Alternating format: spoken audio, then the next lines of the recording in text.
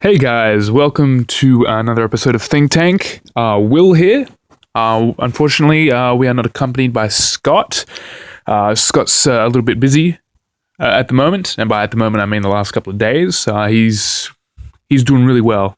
I had a thought that occurred to me, something that I used to really talk about a lot. Taoism or Taoism depends on the way that you want to pronounce it. So I'm going to be talking a little bit about that. One of the more popular or more socially understood beliefs of Taoism is the Yin-Yang, and that is the direction that I would like to direct my focus on for this particular talk. And now I'm going to try to keep this talk brief, like my earlier solo speak, and I'm just going to get straight into it. Okay, so a lot of people think that the yin yang. I'm going to refer to what I'm speaking about as the yin yang, but as a subject whole, what I'm actually speaking about is one of the beliefs of Taoism, which is portrayed through the idea of the yin yang. Now, this was put forward. Originally, this came from China. A guy by the name of Laozi. I think I'm pronouncing that right. I'm pronouncing it phonetically. Laozi or Z-I. He was the teacher of Confucius, and Confucius says we all know Confucius. Okay. Now, the idea behind what people believe the yin yang is, it's opposites, a bit of everything and everything else. A bit of black and white. Well, that's very easy to see. You have, if I don't know if I am assuming you're all familiar with it, but for those of you who aren't, yin yang, it's a circle, and it's divided in two, and within these two, it's black and white, but there's a small section of each. So they're like in the black, there's a little bit of white, and in the white, there's a little bit of black, and people look at that and they say, oh, well, there's black and white. You need black to have white. Well, what does that mean, though? Well, virtually, the idea behind that is you can't. It's like the theory of relativity, sort of, kind of. But it'll, if you think about it a little bit more like that, it'll help you in understanding the topic. It's a pretty heady, in-depth topic to get your head around, and once you get it around, it all makes sense. But just bear with me, all right? So you can't have one without the other, because without the other, you would not have, it would just exist. And with existence, you don't study it, it simply is. If that makes sense. An analogy that I used to use was, there's a movie called The Invention of Lying. It's got that Ricky Gervais or something. He's the protagonist. He lives in a world where people don't lie. It's not that they don't lie, it's they don't understand the concept of lying. And the protagonist, don't know his name, can't remember his name, it's been a long time since I've seen it, but he's the first person in history to have this ability to say things that aren't true. I'm going to spoil the movie for you. Spoiler alert! His mother is on her deathbed, and he says, and he's upset. He doesn't want his mum to be scared. And he says, "Oh, you're going to go to this beautiful palace in the sky that nobody can see, and it's invisible and shit." He was just saying stuff to make her feel better. And then the doctors and everybody who overhears him, they come in and they're like, "Well, man, how do you know this shit?" And he's like, I just said it. What do you mean? Like as he's explaining to his friend in the bar later on, he's like, I just said something that wasn't. I said something that wasn't is or wasn't being. And the concept of a lie or a untruth cannot be comprehended or understood by these people, because all they know is truth, and like they can't even put it into words. That is how little their mind can comprehend this. And that brings us back to yin yang. You cannot comprehend a simple singular thing because it simply is. And But when there's something else that is completely opposite to it, it in itself contains the essence of whatever repels against it, and that's what brings it into existence. So, like good and evil, that's another good example.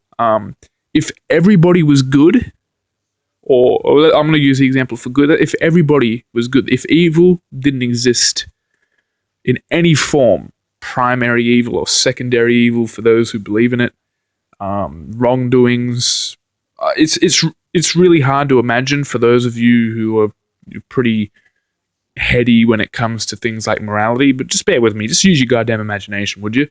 Um, yeah, everybody's good. So when you go up to somebody and you can't talk about evil because evil now doesn't exist. Because everything is one thing. Everything is key existent. Everything is being of the one. But it goes a step further from there. You see, if there's no evil, there's no good. You don't go up to somebody and you say, you're acting really good. And he'll look at you and he'll go, what the hell is good? I'm just doing what I do every single day. I'm just doing. I'm just being. I'm just Ronald, because they're not being good. They're just being. There's no other possibility to what they could be doing, because without the existence of something else, they simply are. They simply are.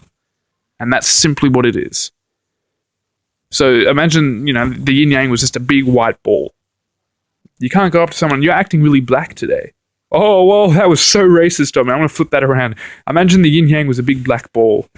I can't escape it, so just bear with me. Imagine the yin-yang was a big black ball, and you're acting very essence of white today. And they're going, what the fuck are you talking about? I do the same thing I've done for the last 50 years. Well, what are you talking about?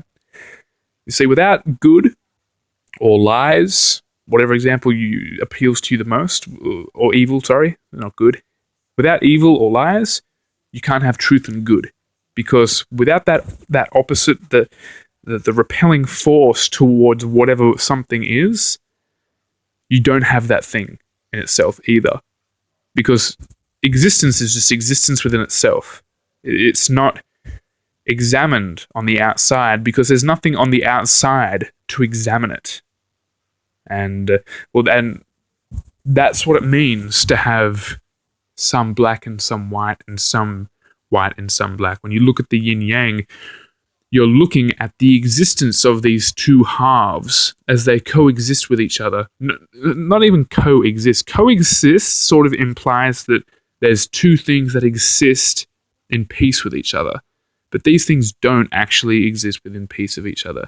These things cannot possibly exist without each other. They're codependent, I should be saying. Evil is codependent on good. Truth is codependent on lies. Another interesting way to put it would be if everybody started lying.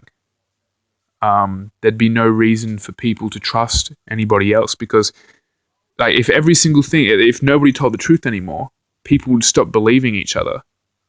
And if people stopped believing each other, people would have no more reason to communicate with each other. And if people had no more reason to communicate with each other, people would have no more reason to lie to each other. And there you go. With the ultimate existence of something, it too brings an end to its own existence. Isn't that beautiful? I should get that tattooed on my back. No, I'm not going to do that. But it really does bring things into perspective. And then you start bringing it into your life.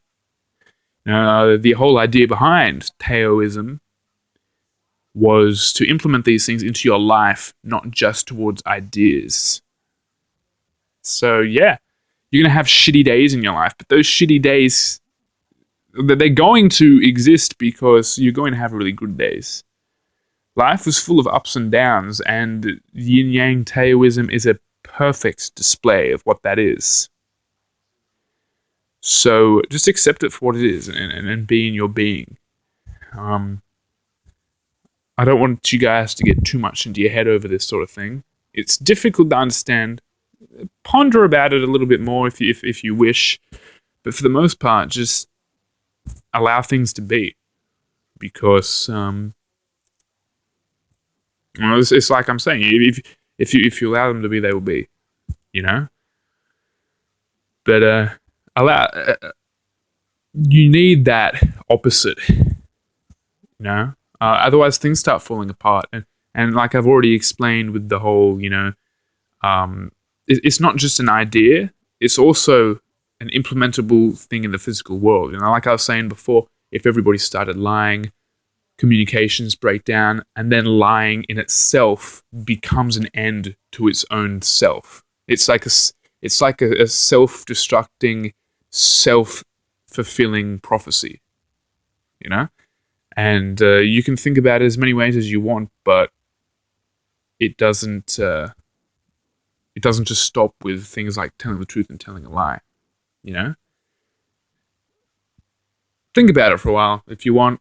If not, just have some fun. A lot of what I do is you just look at the world and you're not trying to pull the world apart. You just take a little bit of enjoyment in just hearing about it. So implement it into your life to make your life better. But there's no need to ponder and sweat over ideas. If you hear something in here that really appeals to you, you're like, yeah, that's awesome. I'm going to adopt that to my point of view. Well, that's great.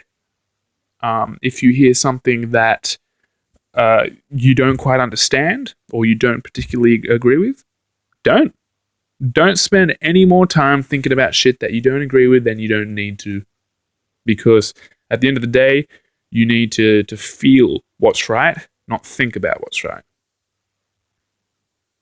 I mean, thinking does help, but you need to know deeper than yourself. Anyway, I'm going to sign off for you guys. It's just a short 10-15 minute chat, but hopefully it was just an enjoyable little mind activity for you guys. Anyway, I'm going to get together with Scott real soon, and we're going to continue with our planned talk. We're going to be talking about fate and free will and a little bit of determinism if you guys want to get ahead of the class and look up on it. Anyway, have fun, guys, and I'll see you soon.